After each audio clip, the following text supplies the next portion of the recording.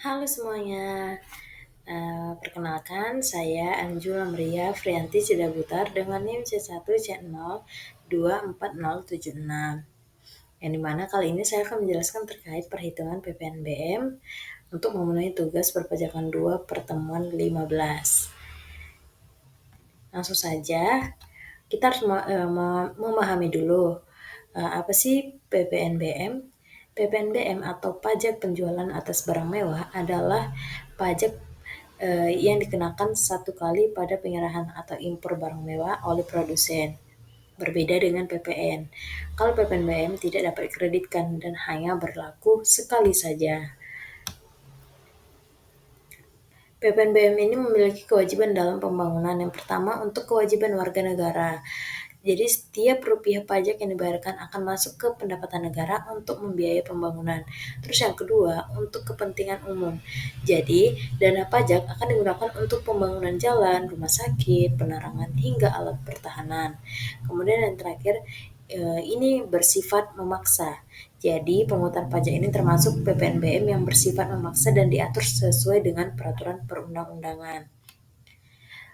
Tarif PPNBM. Untuk tarif PPNBM ini beragam kategorinya sesuai pasal 8 Undang-Undang Nomor 42 Tahun 2009 dengan rentang 10% hingga 200%. Tarif tarif spesifik diatur oleh peraturan pemerintah dan peraturan Menteri Keuangan. Nah, ini ada saya paparkan untuk contoh tarif PPNBM berdasarkan kategorinya. Untuk balon udara atau kelompok bagian balon udara atau mungkin untuk pajak pertama nilai barang mewah balon udara itu terkena tarif sebesar 40%, dan kemudian untuk peluru atau senjata api itu sebesar 40%, pesawat udara 50%. Kemudian kapal pesiar mewah itu sebesar 75%. Kendaraan bermotor memiliki tarif PPNBM yang berbeda dimulai dari 10% sesuai peraturan PP nomor 73 tahun 2019 dan PP nomor 74 tahun 2021. Ekspor barang mewah itu dikenai tarif 0%.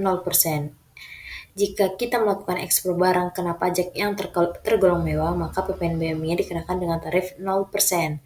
PPNBM ini hanya dikenakan atas konsumsi barang mewah di dalam negeri. Barang mewah yang diekspor atau dikonsumsi di luar negeri tidak dikenai PPNBM. Jadi hanya barang yang dikonsumsi di dalam negeri kita aja nih. Jadi ekspor adalah barang yang kita kirim ke luar negeri dan dikonsumsi di luar negeri itu tidak dikenai PPNBM.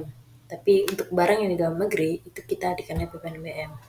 Pertimbangan untuk pengenaan PPNBM adanya keseimbangan pajak. Jadi ini diciptakan untuk keadilan antara konsumen berpenghasilan rendah dan juga yang tinggi. Kemudian untuk pengendalian konsumsi. Jadi akan mendorong masyarakat lebih bijak dalam membeli barang yang bernilai harga yang bernilai tinggi. Kemudian yang ketiga, perlindungan produsen kecil. Jadi ini akan membantu produsen kecil bersaing dengan produk mewah dari perusahaan yang besar. Terus yang terakhir, penerimaan negara. Jadi ini akan menjadi sumber tambahan pemasukan negara tanpa membebani kebutuhan pokok. Objek pajak yang dikenakan PPNBM yang pertama, yang jelas bukan kebutuhan pokok. Jadi yang termasuk kebutuhan pokok itu tidak dikenai, itu tidak disebut sebagai objek pajak yang dikenakan PPNBM. Jadi mungkin barang itu mungkin seperti kebutuhan esensial atau untuk kebutuhan-kebutuhan yang berkelangsungan hidup lah. Jadi itu tidak dikenakan PPNBM. Terus yang kedua yang dikonsumsi masyarakat tertentu. Nah, biasanya itu untuk objek pajak yang dikenakan PPNBM itu biasanya dikonsumsi oleh masyarakat yang berpenghasilan tinggi. Kemudian menunjukkan status. Jadi digunakan untuk menunjukkan status atau setara sosial tertentu. Mekanisme pengenaan PPNBM. Adanya penyerahan oleh produsen dan impor barang mewah. Jadi dikenakan saat produsen menyerahkan barang mewah hasil produksinya kepada pembeli pertama, maka itu merupakan salah satu mekanisme pengenaan PPNBM. Terus kemudian mengimpor barang mewah dikenakan ketika barang mewah dari luar negeri masuk ke kawasan pabean Indonesia. Jadi PPNBM adalah pungutan tambahan di samping PPN dan hanya dikenakan satu kali. Kemudian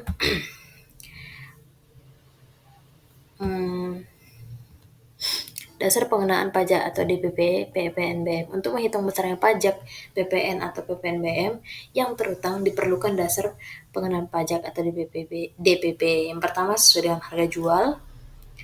Jadi nilai uang termasuk semua biaya yang diminta penjual itu tidak termasuk PPN dan potongan harga. Kemudian adanya penggantian, jadi nilai uang yang diminta pengusaha atas pengirahan JKP, ekspor JKP atau BKP itu tidak berwujud. Kemudian nilai impor. Jadi dasar perhitungan biaya masuk ditambah pungutan lain tidak termasuk PPN dan PPNBM. Kemudian nilai ekspor, jadi nilai uang termasuk biaya yang diminta atau seharusnya diminta oleh eksportir. Penerapan DPP dan dalam berbagai kasus itu ada beberapa ini, termasuk juga membangun sebanyak 40% dari biaya pembangunan, kemudian adanya pemberian cuma-cuma BKP, kemudian media rekaman, film cerita, BKP persediaan. Mungkin hanya itu yang bisa saya sampaikan terkait materi PPNBM. Jika ada salah kata dan penyampaian saya mohon maaf, saya ucapkan terima kasih.